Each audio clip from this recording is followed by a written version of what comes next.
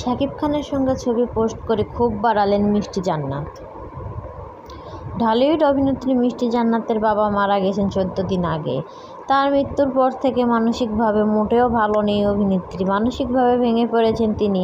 বাবাকে নিয়ে সামাজিক যোগাযোগ মাধ্যমের মাঝে মধ্যে নানা স্মৃতিচারণ করতে দেখা যায় মিষ্টি জান্নাতকে। বাবাকে হারানোর কষ্টে অভিনেত্রী যখন শোকাহত, ঠিক সেই সময় নতুন বিড়ম্বনার শিকার হতে হচ্ছে তাকে। সম্প্রতি সামাজিক যোগাযোগ মাধ্যম ফেসবুকে একটি স্ট্যাটাস দিয়ে অভিনেত্রী জানালেন, বাবার মৃত্যুর পর ভেঙে পড়ার কারণ নাকি শাকিব খানের জন্য কষ্ট পাচ্ছেন তিনি। এক শ্রেণীর মানুষ এমনটাই ভাবছে।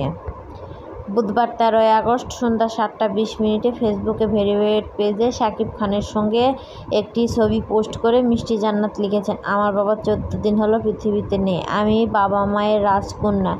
অভিনেত্রী বলেন, আমার পৃথিবী বলতে তারা দুজনই।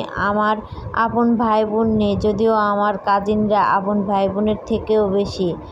কোনোভাবেই শোক কাটিয়ে উঠতে পারছি না আমি বা আমার পরিবার। তিনি বলেন, এর মধ্যে শাকিব খান আর আমাকে নিয়ে কত নিউজ হচ্ছে, বলছে যে আমার নাকি মন খারাপ শাকিব খানের জন্য। আমি আমার বাবাকে নিয়ে স্ট্যাটাস দিই আর তারা বলে আমি নাকি শাকিবের জন্য সুইসাইড করতে যাচ্ছি। মিষ্টি জান্নাত বলেন, ভাই, আমার বাবার কথা শুনে শাকিব খান থেকে শুরু করে মোটামুটি সব তারকা, পরিচালক, প্রযোজক, শিল্পী, সাংবাদিক সবাই দুঃখ অনুভব করে মেসেজ দিয়েছেন।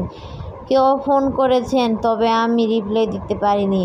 এখনও আমি কারো সঙ্গে যোগাযোগ, কথা বলা কিংবা তর্ক করার মানসিকতায় নেই। একটি বিশেষ অনুরোধ জানিয়ে তিনি বলেন, আমাকে নিয়ে এসব ফালতু কমেন্ট, স্ট্যাটাস, নিউজ ব্লক করা বন্ধ করুন। অভিনেত্রী বলেন, মিডিয়ার সবার সঙ্গে আমার ভালো বন্ধুত্ব